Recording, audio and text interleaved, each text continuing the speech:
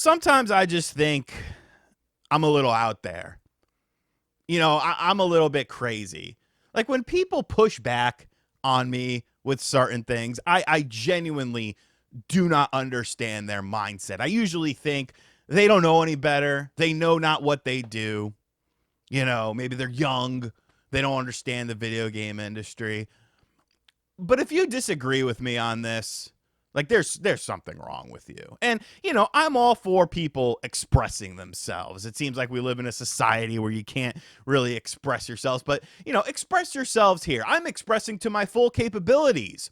And now I'm living in correctional facility. Shout out to the rhyme animal Chuck D of Public Enemy. Chuck D of Public Enemy has complimented me before when I was on a Knicks podcast and he was watching. He gave me a very nice compliment. Did Chuck D compliment you? I don't think so, pal. I don't think so. And I feel like I'm living in an insane asylum when I'm hearing about the next generation Xbox console. In the year of our Lord, 2025, we're talking about the next generation Xbox console. And people are getting excited for this. Have you all lost your minds? Have you all lost the plot? I was pissed off when Sarah Bond was on stage talking about it last year. It's going to be the biggest technical leap ever. I guess it's International Women's Month, so I can't say too much negative things about Sarah Bond, but I have to question that statement as far as being the biggest technical leap ever, because I don't think technology is exactly what we're thinking about with this, and we'll get into that as we go along. But it is the year 2025. I bought the Xbox Series X console on day one, along with the PlayStation 5. And these consoles are now finally getting started. What do I mean by that? What do I mean? Oh, there's been games. There's been PS5 games. There's been Xbox games. Yeah, there have been. And you know what? A vast majority of them were something called cross-generational, meaning that they also came on the prior platform, such as the PlayStation 4 and the Xbox One. We are now finally starting to see the fruits of the labor of these systems.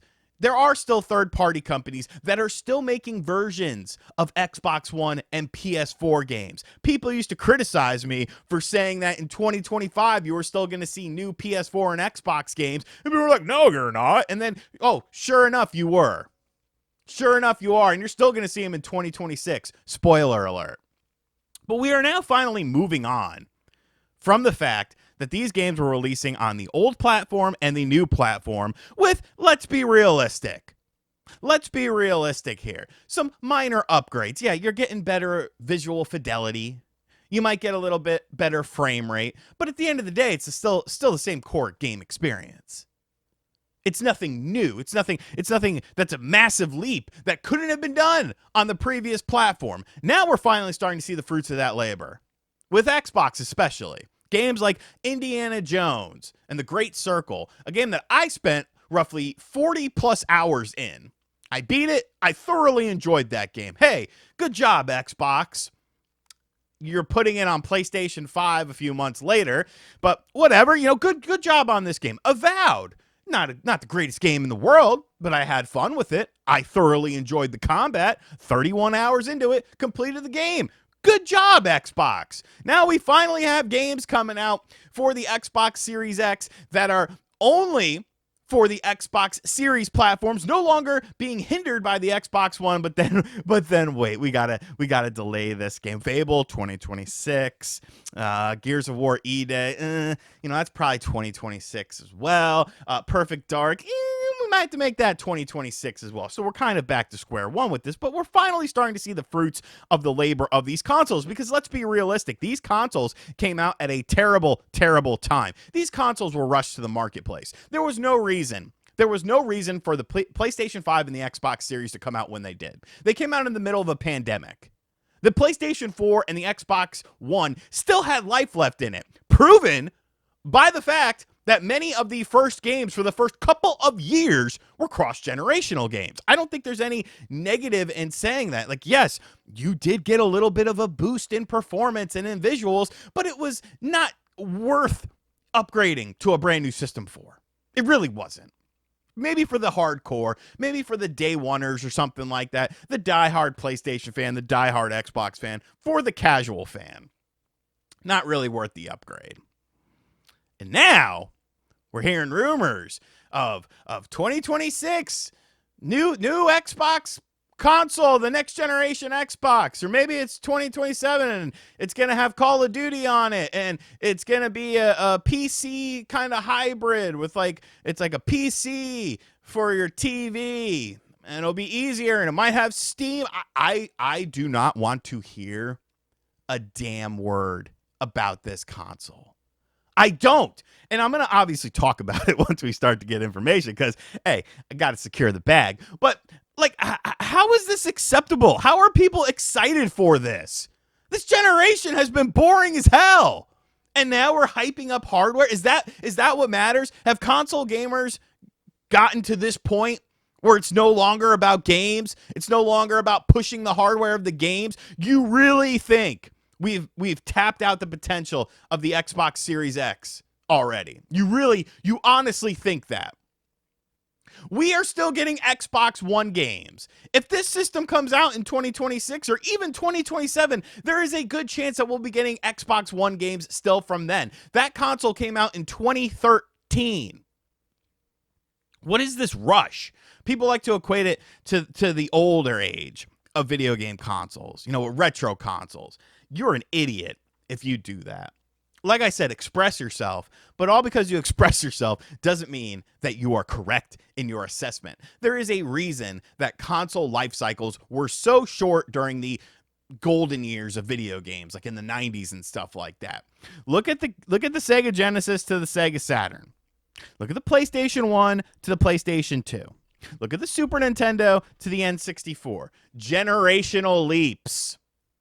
Things that those systems could never dream of doing, we're doing on the new system. Sequels for games took a year to come out. Game development cycles were much smaller than we see now. You didn't wait years and years for a sequel. You waited a year or so. Resident Evil 2 for the PlayStation 1 was considered a long time for the sequel to come out. It took 2 years. And that was factoring in that they had a version of the game that they were working on, and then they scrapped it and went back to the drawing board. Look at reviews from that time frame. Look at previews from that time frame from Resident Evil 2, and it usually mentions the long development cycle. Now look at us.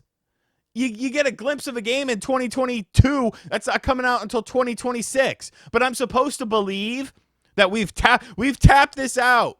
We've tapped out the potential of this system. We've got to move on. Bullshit. Bullshit. Out of your fucking minds. It's disgusting. It's disgusting. And what is Xbox? I swear to Christ. You literally said that everything is an Xbox. But then you're going to make a new console, but you're putting your games on the PlayStation. The mixed messaging. Oh, it's just an option. It's just an option. Yes, a video game. Making brand new hardware is just an option. It's not expensive to do. It's not expensive to R&D this stuff. It's not expensive to manufacture this stuff. If this is a PC in a box underneath your television, don't you think it's going to cost a little bit more than your common console is because you're going to have licensing fees for things like Steam? Don't you think the price of the system is going to go up a little bit? That's what Xbox needs. That is the right move, Xbox. You need to make a slightly more powerful console. According to people who believe the biggest leap in technology is going to be from a graphics perspective. Spoiler alert, it's not. It's going to be something like that, cloud-based stuff, PC-based stuff. But this is the move. This is the idea. This is why console wars were important. This is why console wars were important. And anyone who said Peter Moore just said it. He said how important the console wars were during the Xbox 360, PS3 generation. Because of competition. Competition creates better games. It creates a motivation for you to want to do better than somebody else. When everyone becomes stagnant and competition is gone and we're in this kumbaya stage where everyone's jerking each other off, it doesn't matter. because you're going to bust a nut anyways because one of these other companies is going to jerk you off. That's a terrible analogy, but it's where I decided to go with it because that's how I see this. That's how I see this industry now. A bunch of jerk offs all trying to help each other out. Kumbaya, let's all work together. And who suffers? Not them. We do. But we just accept it. We accept it. This is, oh, yeah, this is great. I can't wait for the new Xbox console so I can play Xbox One games on it because they're still going to make Xbox One versions of games. These consoles should be lasting 10 plus years now. When I say these consoles, I'm talking about the PS5 and the Xbox Series. Because you haven't really gotten the console generation started yet. This isn't a Nintendo Switch situation where it was clear as day that we needed something better. These companies, they don't even try to optimize their games anymore. I really don't think they do. I think they just throw the games out there and they're like, oh, we'll patch it later. We'll see what goes wrong. We'll see what people complain about. And have the games gotten really that much better? Don't get me started on things like destructible elements and stuff like that. Things that were available in PlayStation 2 games that you would think, oh, well, this is kind of going to be the future going forward. You'll have better graphics and, you'll have these destructible environments. But then somehow along the way, we got to a point of where, oh, it's just going to be better graphics, but less interactivity. Because that makes sense. I swear to God, man. I know people think, oh, he's just complaining. He's just that or the other. And to some degree I am. But it comes from a good place. Because I really feel like a lot of companies are just half-assing stuff. With this, constant barrage, this constant focus on just trying to make the prettiest looking games in the world with ray tracing and all this sort of crap instead of just focusing on the game itself. I'm actually playing through Resident Evil Revelations 1 right now. And I honestly think that a game like Resident Evil Revelations 1, that should be what games look like in the modern era as far as the graphics and the characters and stuff are concerned. You clean up the environments, you have more destructibility, you have more new gameplay mechanics by adding into that and focusing on that instead of just trying to make a freaking, walking simulator game with pretty graphics. But what do I know? I don't, bro, this was supposed to be strictly about the new Xbox console. I don't want to hear about this fucking thing. There's no reason to be talking about this. We should be talking about Xbox games coming out in 2025. That should be the focus. I don't want to hear about new hardware when many of us feel like this console generation is just getting started. I don't know, man. Let me know what you think in the comments section down below. Daylight savings. I don't even know what time it is anymore. I guess I'm a time lord and I can just time travel.